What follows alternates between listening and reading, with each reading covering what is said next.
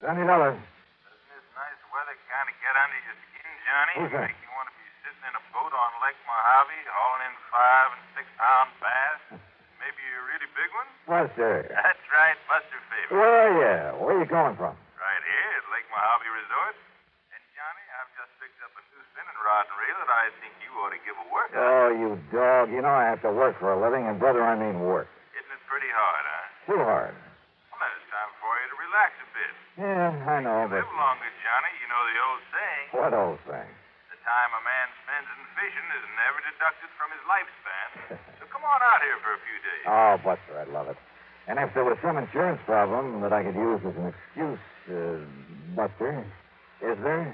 Well, yeah. You know there's something involving insurance that I ought to look into? Yeah. Then give it to me quick. Well, not the sort of thing I could very well explain over the phone. But unless I know what it is, what company's involved. But it could turn out to be something pretty important. And purely incidentally, the fish are biting like mad. That's right. Okay, Buster, what am I waiting for?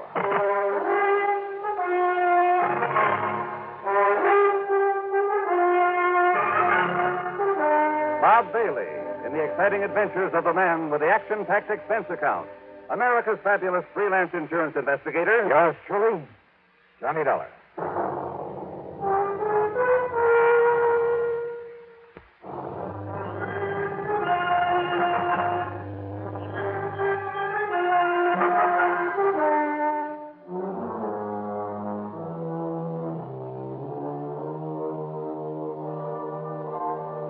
Expense account submitted by Special Investigator Johnny Dollar.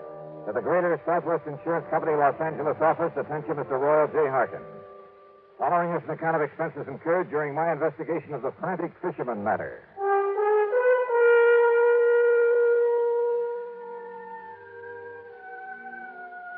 Roy, why kid about it? When I started this trip, I had no way of knowing that your company was involved. Knowing Buster Favor, I honestly figured that his mention of an insurance angle was just to give me a good excuse. But when you've read the facts in this report, I'm sure you'll agree that Greater Southwest should pay the old expense account without question. Yeah, and probably a nice extra fee to boot. All right. Item 1, $154.50 night flight from Hartford to New York to Las Vegas, Nevada. Item 2, $50 deposit on a rental car. I headed south and east to Lake Mojave Resort.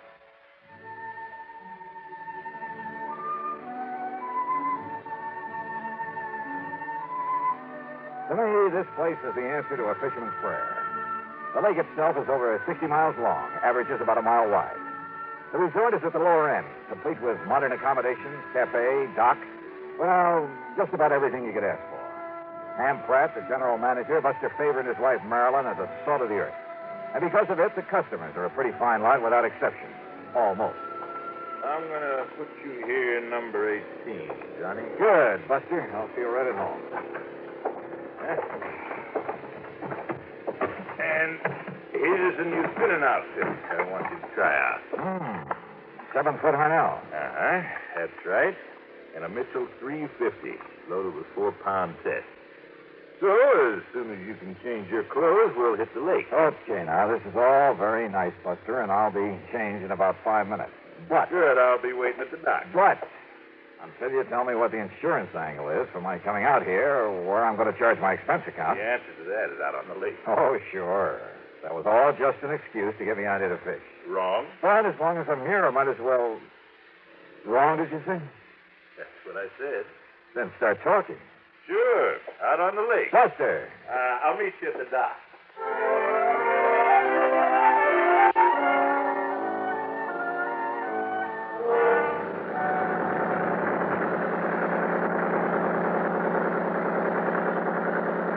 The big 35 on Buster's boat moved us up the lake at an easy 30 knots.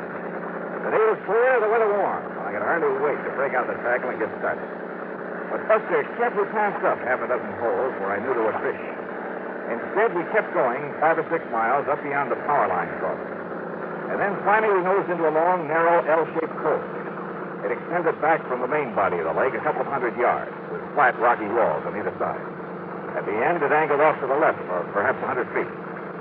I knew there was a very deep hole there, but as we idled in toward it, I noticed another boat back there.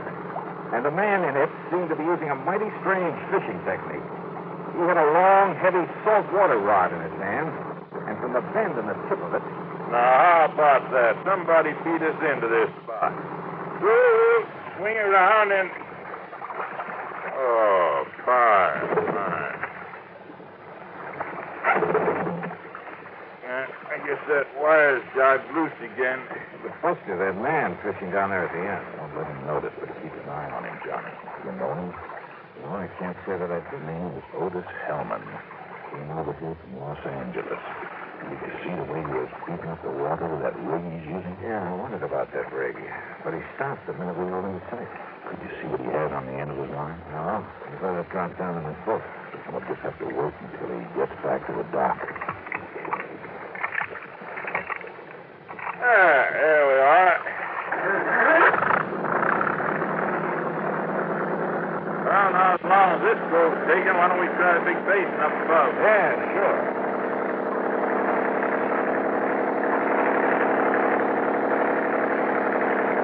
Now, what did you mean, Buster, about that man in the boat? Where'd you get a close look at that rig he's using? Wait a minute. Otis Hellman, did you say? That's right. In all the papers last week when he got out of prison over in California. Yeah, sure. Yeah. Fishing, huh? At the end of that same code, day after day. But if you ask me, that man isn't after fish.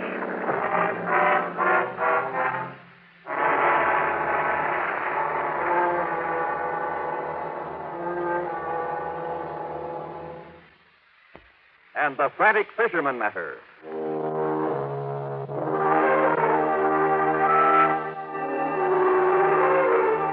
Buster Faber and I went up to Sculpture Rock there on Lake Mojave. We caught fish, plenty of them. Nice big lunker bass. We also kept an eye open for the man who'd been so frantically working the little cove on the way up, using heavy saltwater tackle in a rather peculiar way. At sundown, we saw him pull out and head back to Lake Mojave Resort. So we followed him and set our speed to arrive at the dock just ahead of us.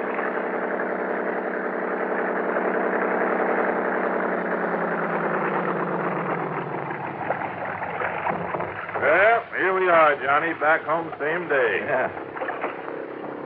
Size up, Jim. Take care of these fish for us. Sure thing, Buster. Hi, Mr. Dollar. How'd you make out? Oh, pretty good, Jim. Here you are. Hey, you men did all right. Evening, Mr. Hellman. How'd you do today? Nothing, Mr. Faber. Not a thing. Oh? Where were you fishing? All over the lake. Didn't I see you in the long, narrow cove above the power line? Yeah, maybe so. Hold on, Jim. Tie me up. Yes, sir. Sure. Take a look, Johnny. Oh, I'll take care of the tackle myself. Oh, sure. Anything you say. Anything you say. Hellman quickly stuffed the tackle from the end of his line into a fish stack. But I caught a glimpse of a couple of huge triple hooks with lead collars. They were big enough, heavy enough to catch a whale. A respectable freshwater bass couldn't even get one of them into his mouth. Back in my room over a scotch and soda, Buster and I talked about it. When I asked him, Johnny, the first day he came here, he muttered something about trying to snag some carp with that rig. Snag some carp. But if you noticed up there in that cove before you saw us looking at it, Yeah, he was right over the deep hole at the end of it. the only place I've ever seen him fishing, if you can call it that. Well, he was apparently dropping those heavy gang hooks down to the bottom and then scraping them up the rocky sides. Like a grappling hook, Johnny? Right. Yeah, he's trying to snag something down there, all right, Buster. But it's certainly not carp. Have you tried dropping a line down there to see what you might hook onto? Well, you can't get near the place because he's always there. Even at night? Well, no, but Johnny, you know what I think it is? And he just got out of jail, too, remember? I remember. Well, Johnny, I think there's a body down there. And for some reason, he's trying to bring it up. Could very well be. Yes, sir. And that's why I called you. Well, okay, Buster. I'll see what I can do.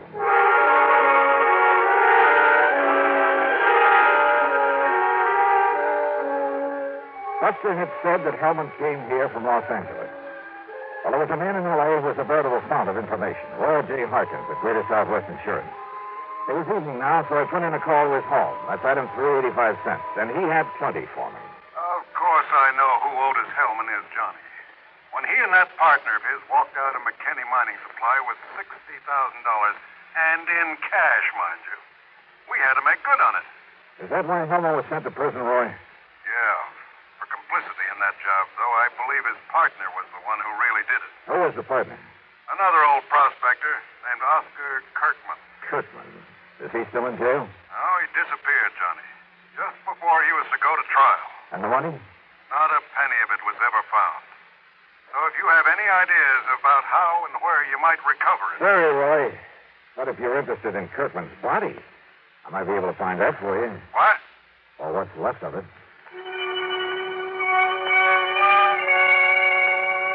And yet, how could I be sure? I mean that it was a body that Hellman was trying to locate up there in that deep little cove. Well, there was only one way to find out, and I needed some special equipment for it. So early the next morning, I climbed into my rental car.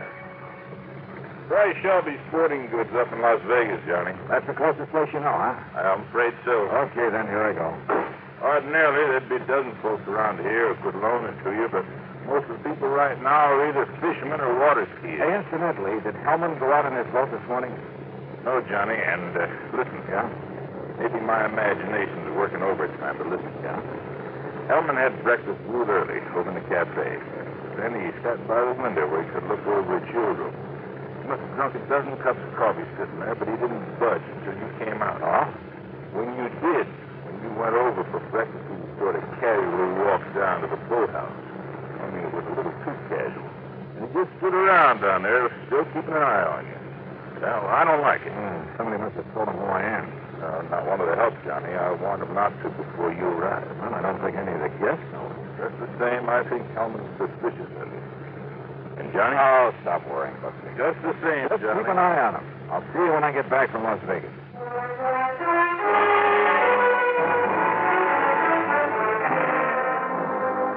It was nearly 100 miles to Vegas, and I made it in 2 hours flat. There at Shelby Sporting Goods, I spent item 4, $169.18 for a complete skin diving outfit. Fins, faceplate, diving tank, and regulator, a powerful waterproof headlamp, and, yeah, a passionate pink pair of swim trunks. There you are, partner. You going to do your skin diving over Lake Mead? Down at Mojave. Oh. The last time I outfitted a man for down there was a couple of years ago. A man called himself a miner, a prospector. Oh? Yeah, rented $150 worth of stuff to him and never got it back. Hey, wait a minute. You know what his name was? Sure. In spite of the fact that he gave me a phony one, it was right after that his picture was all over the papers with his partner, another crook named Otis Hellman. And his name? Rings a bell, doesn't it, partner? It sure does, Mr. Sure. While Hellman took the rap, this one disappeared. Name was Oscar Kirkman. Mister, you've just given me a wild idea. That's all? Just wild enough to make some sense. Yeah, and help me solve a case. Solve a case? What kind? Who knows? Maybe murder, among other things.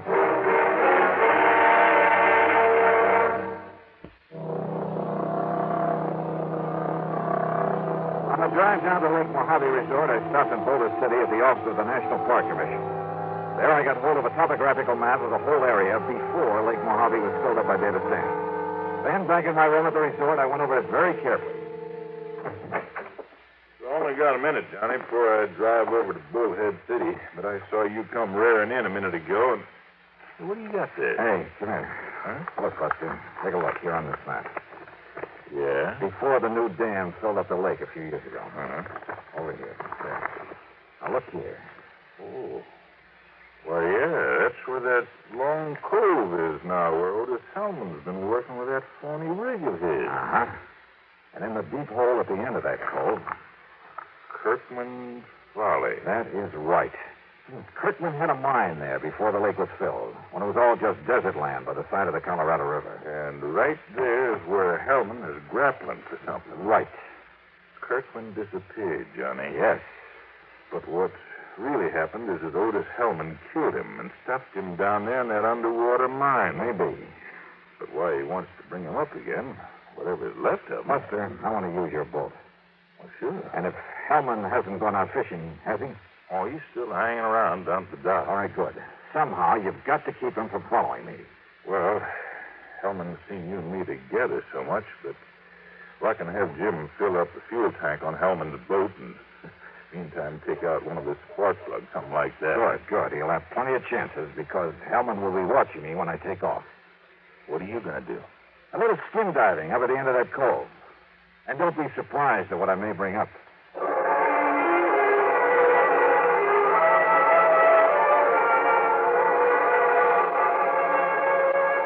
Hellman was still at the dock, and I thought he kept his eyes only on me as I piled the skin diving stuff into Buster's boat. Meantime, Jim went through the motions of fueling up his motor. Then I took off and with the throttle wide open, drove up the lake to the long L-shaped cove. At the end of it, where the deep hole was, I tied up to an overhanging rock, put on swim trunks, faceplate, slippers, and tank, and gently let myself over the side.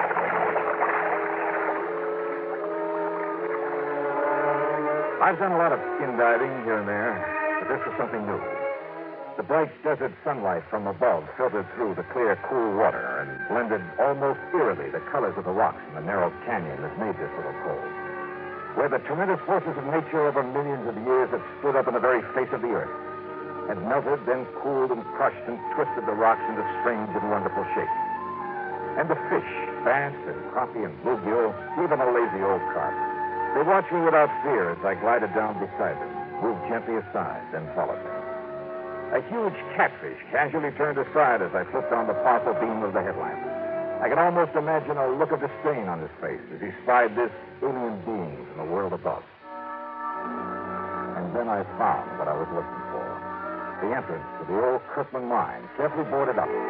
But I managed to pry one of the boards loose. And I found a package wrapped in heavy plastic with a heavy coating of wax.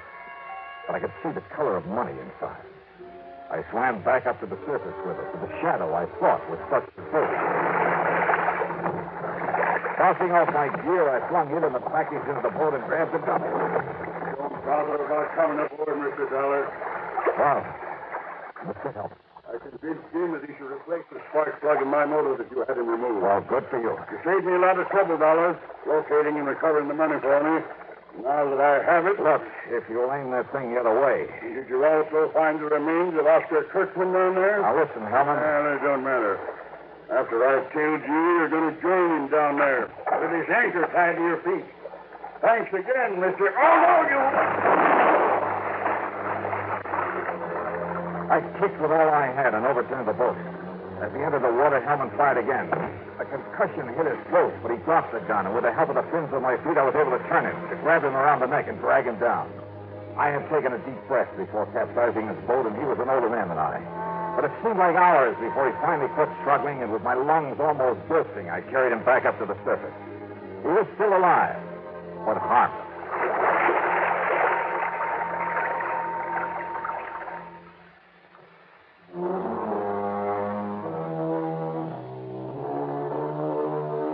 Buster, bless his heart, had been worried when he saw Hellman follow me up the lake. So he had borrowed a boat and was waiting for us there at the end of the cove. Otis Hellman? Well, that's up to the court. The money, of course, all $60,000 of it will go back to the company. So expense account total, including all the incidentals I could think of and a couple of days of good fishing, $650.85. Yours truly, Johnny Dollar.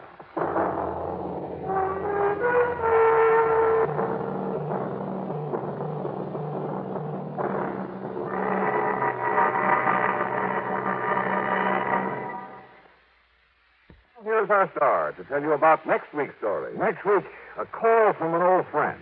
Yeah, to meet with death in the desert. Join us, won't you? Yours truly, Johnny Dollar.